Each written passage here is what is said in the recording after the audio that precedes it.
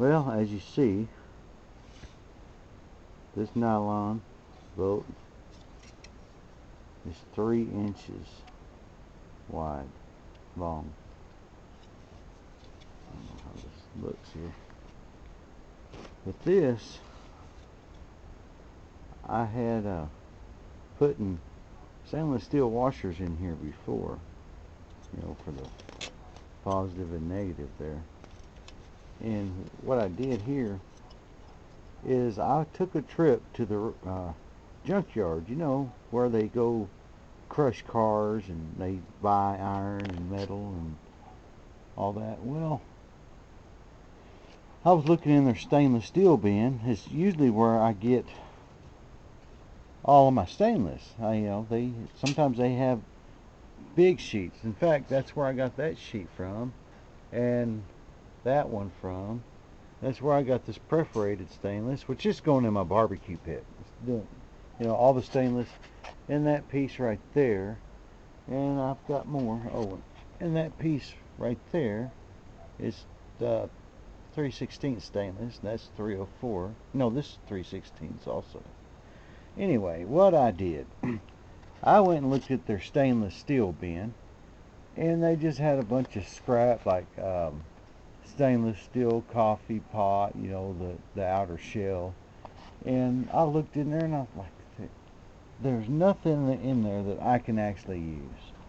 So I left, and then I come back home. You know, I went and had tea with a friend, you know, and come back, and I come in the garage here, and I was thinking something I could use in here besides all them stainless steel washers.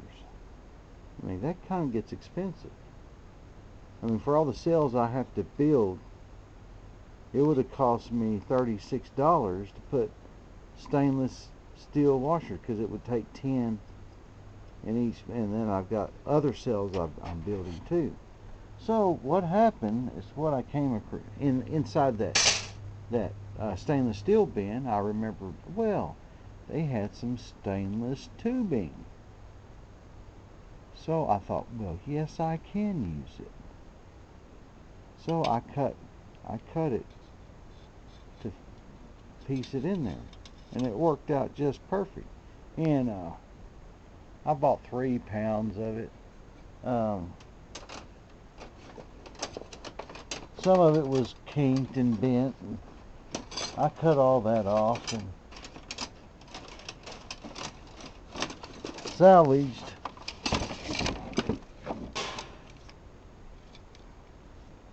managed to salvage a whole bunch. Short ones. I'll put that up there. They ain't really short. Some of them are 2.5 feet. And then I have some more. And some more. They're shorter. But now I don't have to worry about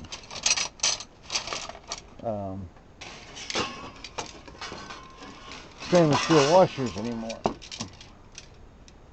Let me put these back.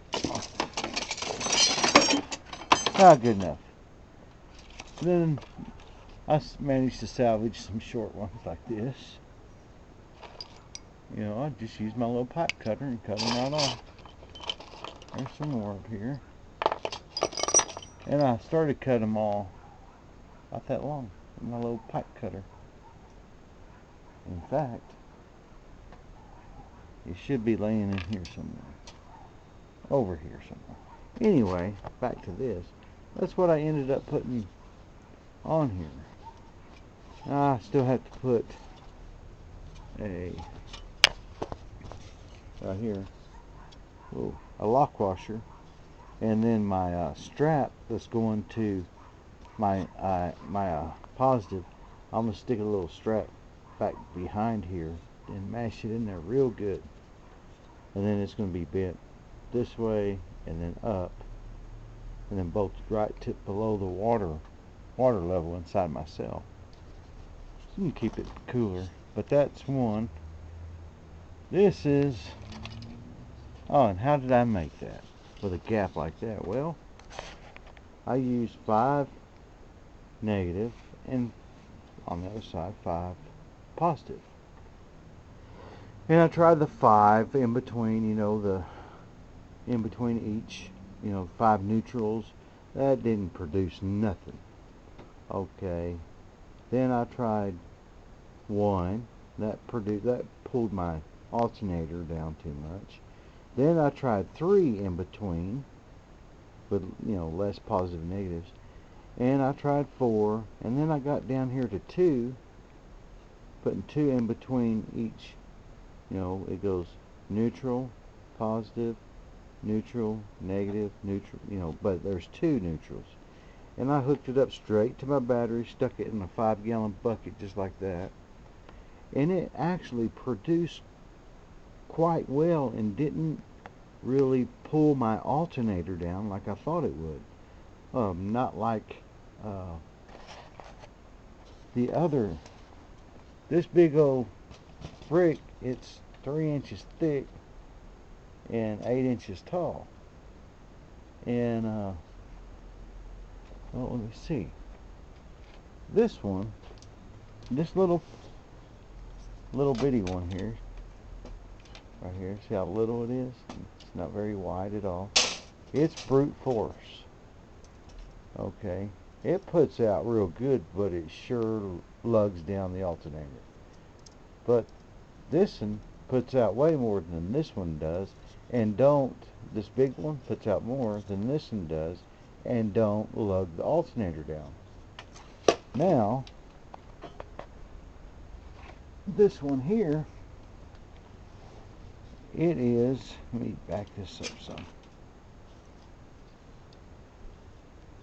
This one here is an 18 brute force, positive, negative, positive, negative. And yeah, I've got them stainless steel. I got 3 stainless steel washers right up here in between, all this, and then the same way on this side. But you see how much this is 6 inches tall compared to this one. Put them side by side, and this it's got 5 positive, 5 negative, but it has 30 plates altogether. Now this one really pulls down the alternator. I mean, you can tell, and it really, you know it's working hard. This one, I mean, it pulled it down noticeably, but not that much, and it surprised me.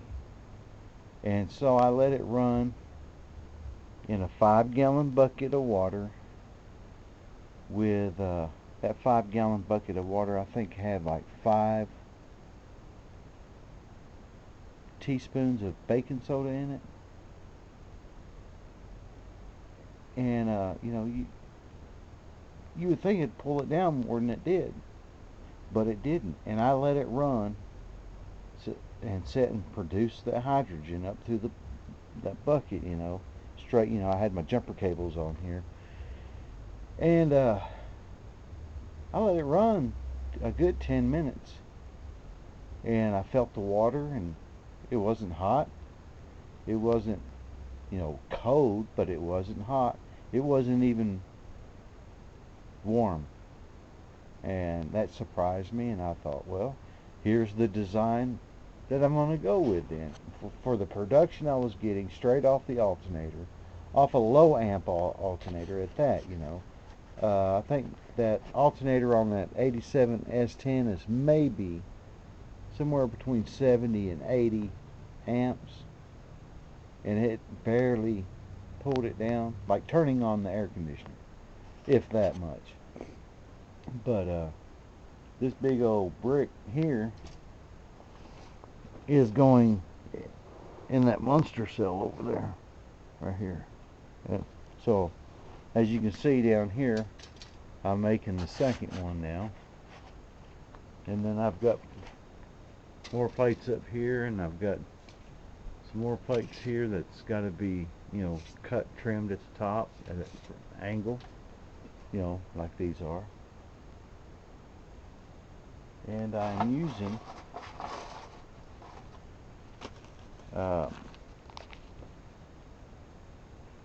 these 1/4 and 20 threads an inch, I believe that is, times 3 inches long. They call them nylon wing bolts, and they're 3 inches long. But that's what I'm using. I got a bunch of them just for this. And these type of stainless steel bolts with a nut, and I have the lock washer, and there's the lock washer inside that one, but I don't have one on here yet. I need to tighten it down real good, and then back it off and put the lock washer in. And here's another set of plates, and then these plates right here that's already has the angle cut on them. But this is the first brick made, and you notice on the back there's not a double plate on the last cell, and I think it's going to be this may be a positive, or I think this is going to be negative, but there's not a double plate like there is on the front right here.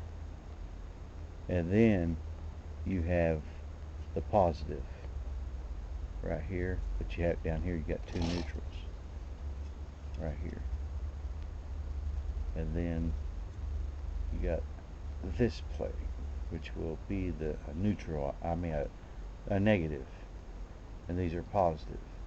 So, and yes, in between all these neutrals they produce. That's really good. Anyway, that's it for now in a nutshell, and I got to get back to playing with this one.